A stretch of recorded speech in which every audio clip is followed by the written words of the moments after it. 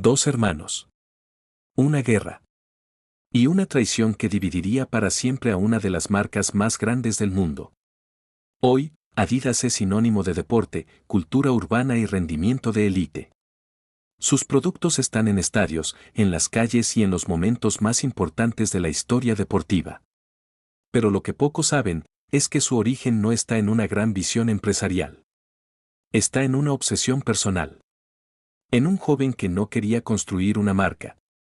Quería construir los mejores zapatos del mundo.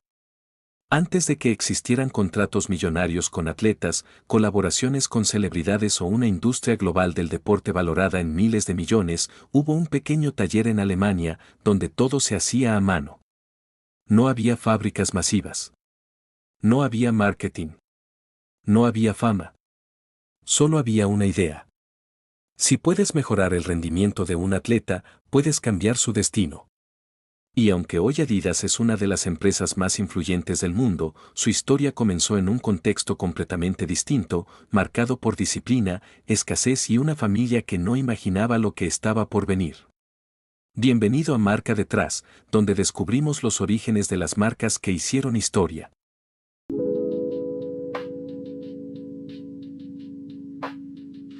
Adolf Dassler, conocido como Adi, nació el 3 de noviembre de 1900 en Herzogenaurach, una pequeña ciudad en Baviera, Alemania. Creció en una familia trabajadora. Su padre, Christoph Dassler, era panadero. Su madre, Pauline, tenía una lavandería en casa, donde trabajaba largas horas para sostener a la familia. El entorno en el que Adi creció no tenía nada de lujoso. Era un hogar donde el trabajo duro no era una opción, era una necesidad. Desde pequeño, Adi mostró una personalidad distinta. No era particularmente extrovertido, ni dominante. Era observador, meticuloso y extremadamente persistente. Mientras otros niños jugaban, él analizaba. Le interesaban los detalles. Cómo funcionaban las cosas. Cómo podían mejorar. Pero había algo que lo marcaba profundamente, el deporte. A principios del siglo XX, Alemania vivía una creciente cultura deportiva. El atletismo, el fútbol y otras disciplinas comenzaban a ganar popularidad, no solo como entretenimiento, sino como símbolo de disciplina y superación. Adi no era el atleta más destacado. Pero sí era alguien que entendía lo que un atleta necesitaba. Después de la Primera Guerra Mundial, Alemania quedó devastada económica y socialmente. El desempleo aumentó, los recursos eran escasos y reconstruir una vida estable era un reto para millones de personas. Fue en ese contexto donde Adi tomó una decisión que cambiaría todo. No buscaría trabajo en una industria tradicional. Crearía algo propio. En la lavandería de su madre, comenzó a fabricar zapatos deportivos de forma artesanal. Utilizaba materiales disponibles, adaptaba diseños y probaba constantemente nuevas ideas.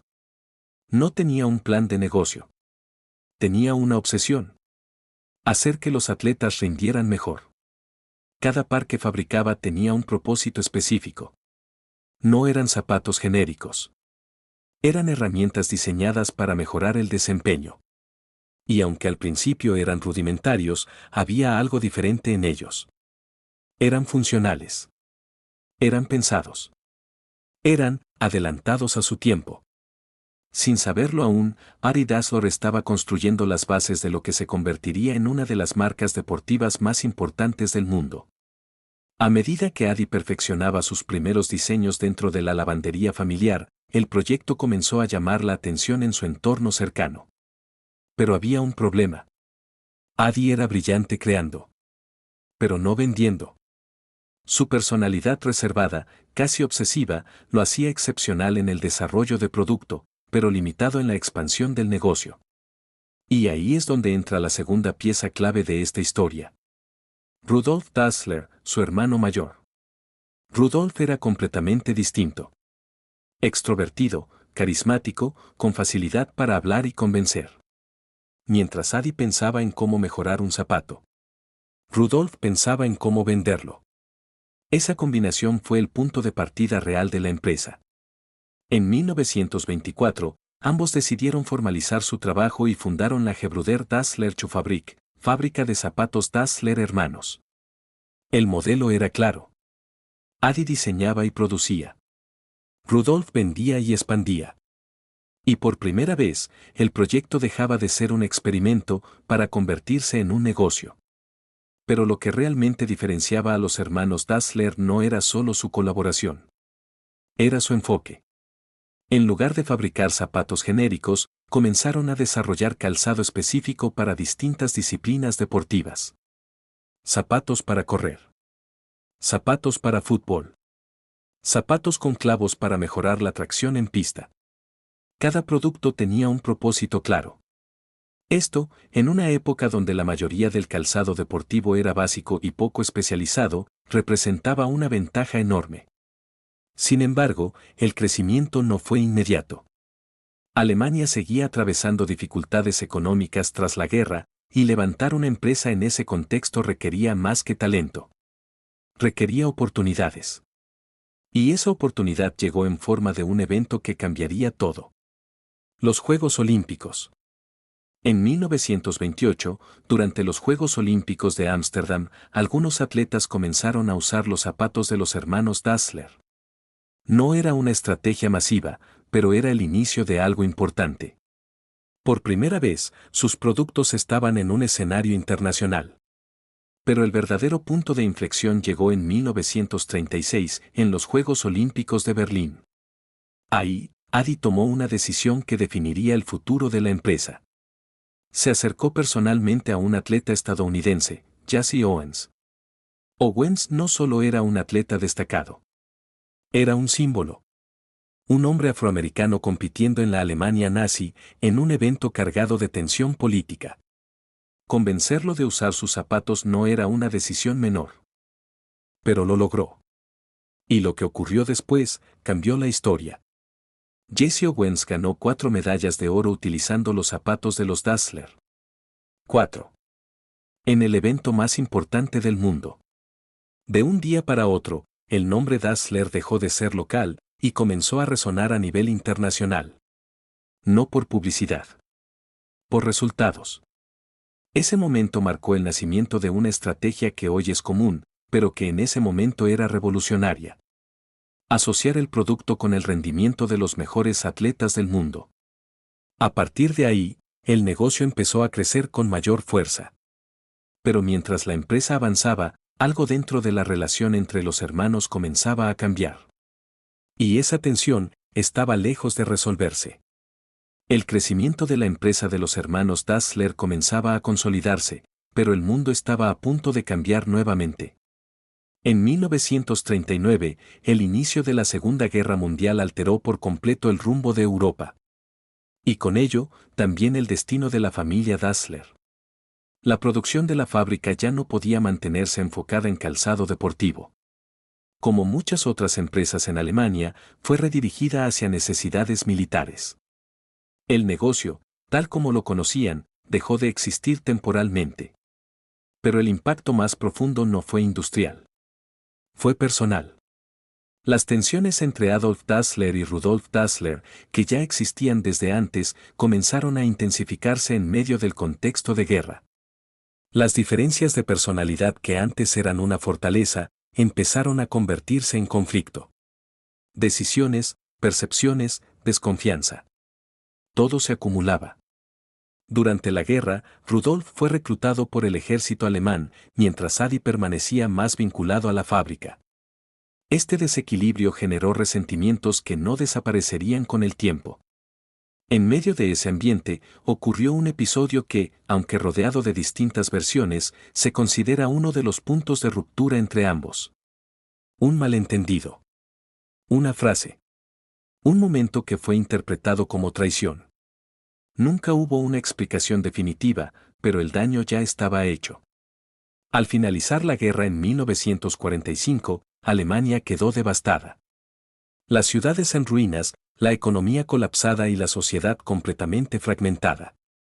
Pero para los hermanos Dassler, el problema ya no era reconstruir una empresa. Era que ya no podían trabajar juntos. La relación estaba rota. Sin posibilidad de reconciliación. En 1948, tomaron la decisión definitiva: separar el negocio. La empresa que habían construido juntos se dividió en dos. Dos hermanos. Dos visiones. Dos marcas. Rudolf Dassler fundó Puma. Y Adolf Dassler creó Adidas. El nombre Adidas provenía de la combinación de su apodo y apellido, Adi y Dassler. Pero esta no fue una separación cualquiera. Dividió algo más que una empresa. Dividió una ciudad. Herzogenaurach quedó marcada por esta rivalidad. Familias, empleados, negocios, todos tomaron partido. Dos fábricas. Dos equipos. Dos mundos enfrentados. Lo que antes era una colaboración, ahora era competencia directa. Y lo que comenzó como una empresa familiar se convirtió en una de las rivalidades más intensas en la historia del negocio. A partir de ese momento, Adidas ya no solo tenía que crecer. Tenía que demostrar que podía ganar. Con la separación ya consumada en 1948, Adolf Dassler se encontró en una posición completamente nueva. Por primera vez, estaba solo. Sin su hermano. Sin el mismo equipo. Sin la estructura que habían construido juntos durante años. Pero también, sin límites. Ese mismo año, registró oficialmente la marca Adidas y comenzó a definir lo que sería su nueva identidad. Uno de los primeros elementos que necesitaba era algo que diferenciara visualmente a sus productos. Algo simple, pero reconocible. Así nacieron las tres franjas. No eran solo un diseño. Eran una firma. Un símbolo que representaba estabilidad, rendimiento y consistencia en cada par de zapatos. Y con ese nuevo inicio, Adi volvió a lo que mejor sabía hacer. Obsesionarse con el producto. Su enfoque seguía siendo el mismo que había tenido desde el inicio, entender al atleta.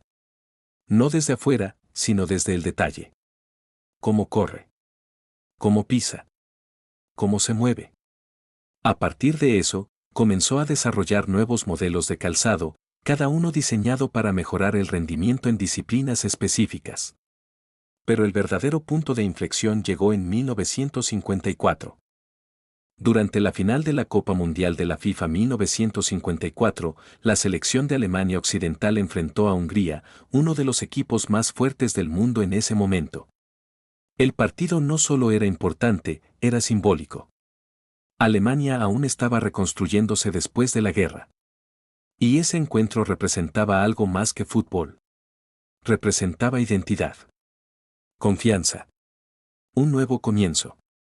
En medio de ese escenario, los jugadores alemanes utilizaban un calzado desarrollado por Adidas con una innovación clave, tacos intercambiables.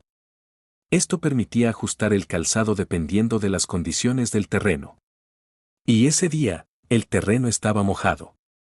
Esa ventaja técnica marcó una diferencia. Alemania ganó. Y ese momento pasó a la historia como el milagro de Berna. Pero más allá del resultado deportivo, ocurrió algo mucho más importante para Adidas. El mundo vio el producto en acción. No era publicidad. Era rendimiento comprobado. A partir de ese momento, la marca comenzó a posicionarse como líder en innovación dentro del calzado deportivo. Adi no hablaba de marketing. Hablaba de resultados. Y los resultados hablaban por él. Durante los años siguientes, Adidas continuó desarrollando productos para distintas disciplinas, ampliando su catálogo y fortaleciendo su presencia dentro del deporte profesional. Cada nuevo modelo respondía a una necesidad específica. Cada innovación tenía un propósito. La marca no crecía por tendencia. Crecía por precisión. Y mientras eso ocurría, la competencia con Puma se volvía cada vez más intensa. Porque ahora ya no se trataba solo de crear el mejor producto. Se trataba de demostrar quién dominaba el mundo del deporte. A partir de mediados de la década de 1950, Adidas dejó de ser únicamente una marca enfocada en calzado, para comenzar a expandirse hacia algo mucho más amplio. El deporte estaba cambiando. Ya no era solo competencia, era espectáculo. Y donde hay espectáculo, hay visibilidad. Adolf Dassler entendió que el crecimiento de Adidas no podía depender únicamente de zapatos. Si quería dominar el mundo del deporte, tenía que estar presente en todo lo que rodeaba al atleta. Fue entonces cuando la empresa comenzó a desarrollar su siguiente gran categoría: la ropa deportiva. Chándales, camisetas, shorts, prendas diseñadas no solo para competir, sino también para entrenar y representar equipos. Claro, Adidas no trató la ropa como un complemento. La trató como una extensión del rendimiento. Cada prenda tenía un propósito: comodidad, movilidad, durabilidad. Y como en el calzado, todo partía del mismo principio: mejorar la experiencia del atleta. Uno de los momentos clave en esta transición ocurrió en los años 60, cuando Adidas comenzó a producir conjuntos deportivos completos para equipos. Ya no vendía solo productos individuales. Vendía identidad. Equipos enteros vestían Adidas. Y eso generaba algo poderoso: asociación visual. La marca empezaba a verse en conjunto. En paralelo, Adidas continuó expandiéndose internacionalmente, entrando en nuevos mercados y fortaleciendo su presencia en eventos deportivos de alto nivel. Su estrategia seguía siendo clara: estar donde están los mejores. Y eso incluía Juegos Olímpicos, torneos internacionales y ligas profesionales. Pero lo que realmente marcó una diferencia en esta etapa fue la aparición de uno de sus productos más icónicos. En 1969, Adidas lanzó el modelo Superstar. Un zapato originalmente diseñado para baloncesto, con una característica distintiva: la puntera de goma. Este diseño no solo ofrecía mayor protección, también creaba una identidad visual única. Y aunque en un inicio estaba pensado para el deporte, su impacto iría mucho más allá. Porque por primera vez, un producto de Adidas empezaba a salir de la cancha y entrar en la cultura. Mientras tanto, la empresa seguía creciendo como estructura, aumentando su capacidad de producción, su red de distribución y su presencia global. Ya no era una empresa europea en expansión. Era una marca internacional consolidándose en múltiples frentes. Pero ese crecimiento también traía nuevos retos. Porque a mayor escala, mayor complejidad. Adidas estaba a punto de entrar en una etapa donde el control ya no dependería únicamente de su fundador. Para finales de la década de 1970, Adidas ya era una de las marcas deportivas más importantes del mundo. Había construido una reputación sólida, una presencia global y una conexión directa con el rendimiento de atletas de élite. Pero había algo que estaba a punto de cambiar, para siempre. En 1978, Adolf Dassler falleció. Y con su muerte, Adidas perdió algo más que a su fundador. Perdió a la mente detrás del producto. A la persona que entendía cada detalle, cada ajuste, cada necesidad del atleta. La empresa pasó entonces a manos de su esposa, Cathy Dassler, quien asumió el control en un momento delicado. Aunque mantuvo estabilidad durante un tiempo, la transición no era sencilla. Adidas ya no era una empresa pequeña. Era una organización global. Y eso requería un tipo de liderazgo distinto. Poco después, su hijo Horst Dassler tomó un rol más activo dentro de la compañía. A diferencia de su padre, Horst tenía una visión más estratégica y orientada a las relaciones internacionales. No se enfocaba únicamente en el producto. Se enfocaba en el sistema que rodeaba al deporte. Fue durante este periodo cuando Adidas fortaleció su influencia dentro de organizaciones deportivas, federaciones y eventos internacionales. Horst entendía que dominar el deporte no solo implicaba vestir a los atletas. Implicaba estar dentro de la estructura que organizaba el juego. Sin embargo, mientras Adidas mantenía su posición en Europa, algo estaba ocurriendo en otro lugar del mundo. En Estados Unidos, nuevas marcas comenzaban a emerger con una visión distinta del mercado deportivo. Empresas como Nike empezaban a ganar terreno, especialmente en categorías como running y baloncesto. Su enfoque era diferente. Más agresivo en marketing. Más conectado con la cultura. Más cercano al consumidor. Y poco a poco, comenzaron a desafiar el dominio de Adidas. Al mismo tiempo, la empresa enfrentaba retos internos. La estructura se volvía más compleja, las decisiones más lentas y la innovación menos ágil. El modelo que había funcionado durante décadas comenzaba a mostrar señales de desgaste frente a un mercado que cambiaba rápidamente. Adidas seguía siendo grande, pero ya no era la única referencia. Por primera vez en su historia, tenía que adaptarse no desde la ventaja, sino desde la presión. Y lo que vendría después, pondría a prueba todo lo que había construido. Durante la década de 1980, Adidas comenzó a enfrentar una realidad que nunca había vivido antes. Perder terreno. Mientras la empresa mantenía su estructura tradicional, el mercado evolucionaba a una velocidad distinta. Nuevas generaciones de consumidores no solo buscaban rendimiento, buscaban identidad. Y en ese cambio, marcas como Nike supieron moverse con mayor rapidez. Su enfoque no se limitaba al producto. Era narrativa. Era cultura. Era aspiración. Adidas, en cambio, seguía profundamente ligada a su legado deportivo, pero con dificultades para conectar con ese nuevo tipo de consumidor. A esto se sumó un golpe interno importante. En 1987, Horst Dassler falleció. Y con su muerte, la empresa perdió a la figura que había logrado sostener su influencia dentro del ecosistema deportivo global. Sin un liderazgo claro y con una estructura cada vez más pesada, Adidas comenzó a fragmentarse en su toma de decisiones. La innovación se desaceleró. La competencia avanzaba. Y el mercado no esperaba. Durante finales de los años 80 y principios de los 90, la situación se volvió crítica. Las ventas disminuyeron, la marca perdió relevancia en mercados clave y su posicionamiento comenzó a diluirse frente a competidores más agresivos y adaptados al nuevo entorno. Adidas seguía siendo reconocida, pero ya no lideraba.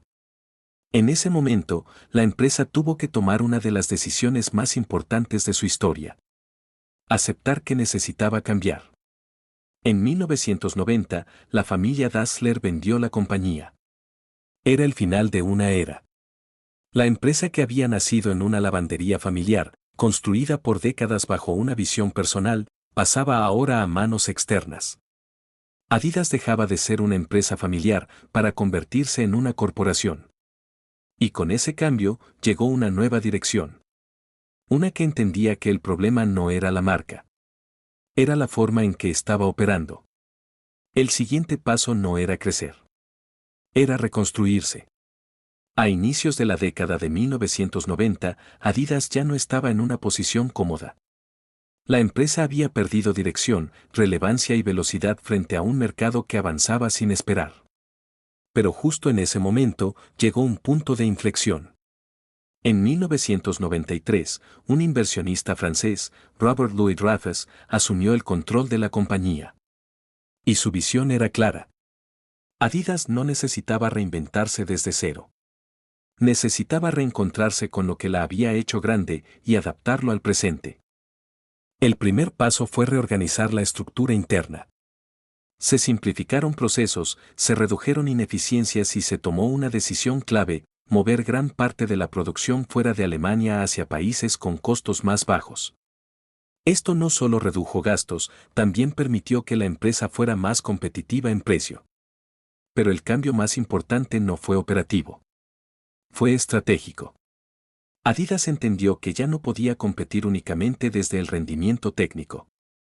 Tenía que competir también desde la cultura. A partir de ese momento, la marca comenzó a reconstruir su identidad, combinando deporte con estilo de vida.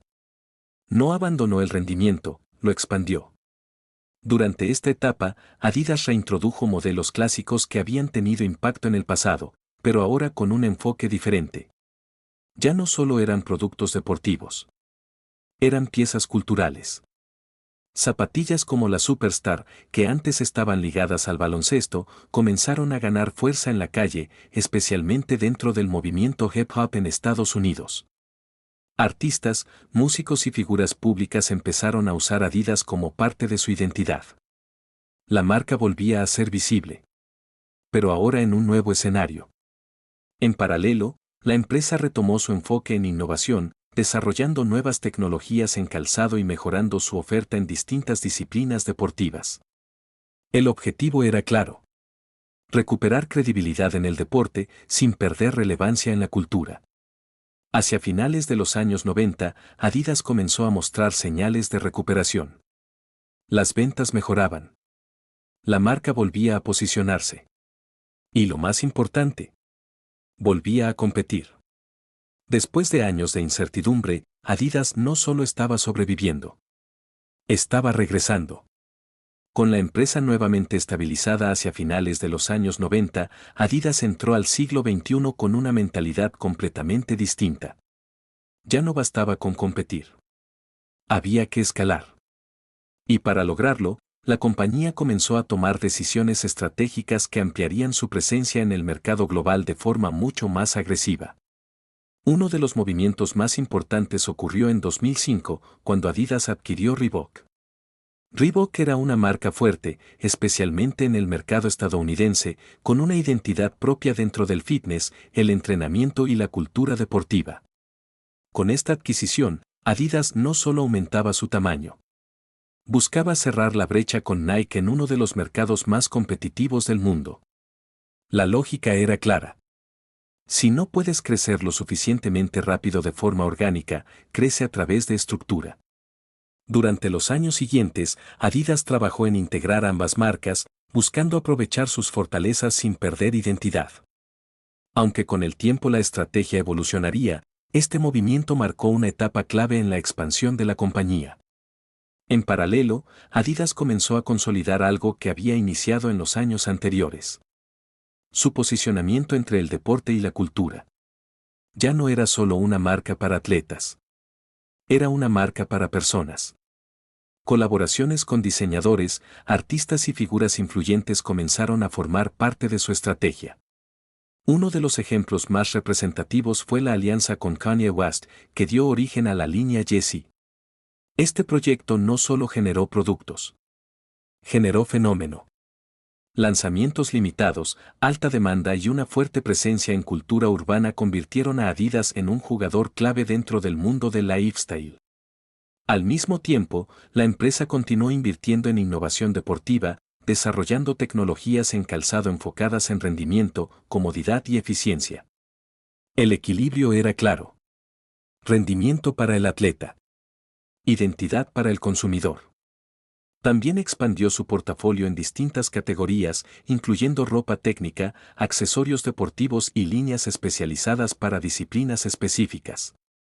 Adidas no solo vendía productos. Vendía experiencias completas dentro del mundo del deporte y el estilo de vida. Para este punto, la marca ya no estaba en recuperación. Estaba en expansión. Y lo hacía en múltiples frentes al mismo tiempo. Pero el reto ahora no era crecer. Era mantenerse relevante en un mundo donde las tendencias cambian más rápido que nunca. Hoy, Adidas no es solo una marca deportiva. Es una de las compañías más influyentes en la intersección entre rendimiento, cultura y estilo de vida. Está presente en los escenarios más importantes del deporte mundial, en las calles de las principales ciudades y en la identidad de millones de personas que ven en sus productos algo más que funcionalidad. Ven pertenencia. A lo largo de los años, la empresa ha continuado evolucionando, ajustándose a un entorno donde la innovación tecnológica, la sostenibilidad y la conexión cultural son fundamentales. Ha desarrollado nuevas tecnologías en calzado para mejorar el rendimiento deportivo, ha impulsado iniciativas enfocadas en materiales reciclados y procesos más responsables, y ha fortalecido su presencia digital para conectar de forma directa con sus consumidores. Al mismo tiempo, ha seguido colaborando con figuras influyentes, diseñadores y marcas, manteniendo su relevancia dentro de una industria que cambia constantemente. Pero más allá de estrategias, productos o campañas, hay algo que define a Adidas. Su origen. Una obsesión por mejorar. Una idea simple, pero poderosa. Si puedes ayudar a alguien a rendir mejor, puedes cambiar su historia. Esa filosofía, nacida en una pequeña lavandería en Alemania, sigue presente más de un siglo después. Porque aunque el mundo haya cambiado, la esencia se mantiene. Adidas no se construyó únicamente a partir de decisiones empresariales. Se construyó a partir de conflictos, separaciones, competencia, adaptación y una constante búsqueda por evolucionar. Desde dos hermanos trabajando juntos, hasta convertirse en rivales. Desde un taller improvisado, hasta un imperio global. Desde el deporte, hasta la cultura. Adidas no solo creció. Se transformó. Y en ese proceso, dejó de ser solo una marca, para convertirse en un símbolo. Y así, una idea que nació en medio de la escasez, impulsada por la curiosidad de un joven obsesionado con mejorar el rendimiento de los atletas, terminó convirtiéndose en una de las marcas más importantes en la historia del deporte y la cultura global. Una marca que no solo viste a los mejores del mundo, sino que forma parte de cómo millones de personas se expresan, compiten y viven.